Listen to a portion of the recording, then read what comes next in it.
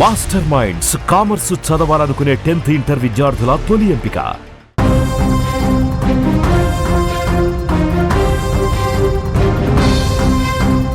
ప్రపంచం భయపడినట్టే జరుగుతోంది. ఇరాన్ వెనుక ఉండి యుద్ధాన్ని నడిపిస్తోంది ఆ డ్రాగన్ దేశమేనా?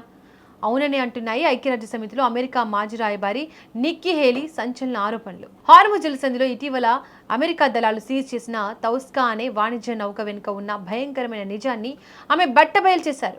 ఈ నౌకలో ఉన్నది కేవలం వస్తువులు కాదు, అగ్రరాజ్యాన్ని కూల్చేయగల క్షిపణి తయారీ రసాయనాలు. అది కూడా సాక్షాత్తు చైనా నుంచి ఇరాన్కు సరఫరా అవుతున్నాయని ఆమె ఎక్స్ వేదికగా ఆధారాలతో సహా పోస్ట్ చేశారు. ఇరాన్ అమెరికా పోరులో ఇప్పుడు చైనా ఎంట్రీ ఇచ్చిందా? అసలు ఆ నౌకలో అమెరికా దళాలకు ఏం దొరికాయి? ఇప్పుడు చూద్దాం.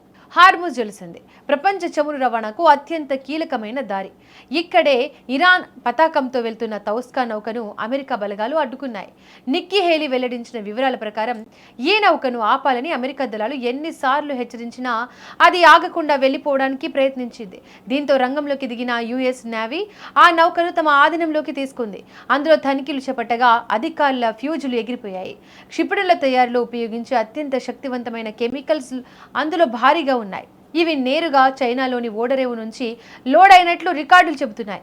అంటే ఇరాన్ క్షిపణి వ్యవస్థను బలోపేతం చేయడానికి చైనా తెర వెనుక భారీ స్కెచ్ వేసిందని నిరూపితమైంది.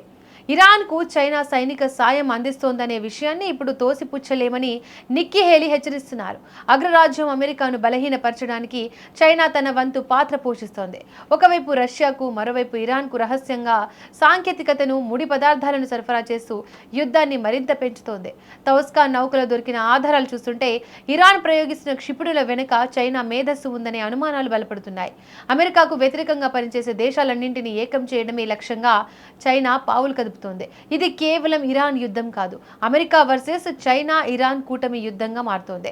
ఈ ఘటనతో అమెరికా రక్షణ వర్గాలు ఒక్కసారిగా అలర్ట్ అయ్యాయి. చైనా నుంచి ఇలాంటి సహాయం అందుతుంటే యుద్ధం ఇప్పట్లో ముగియదని పెంటగాన్ భావిస్తోంది. నిక్కీ హేలీ ఆరోపణల నేపథ్యంలో చైనాపై మరిన్ని కఠినమైన ఆంక్షలు విధించే అవకాశం ఉంది.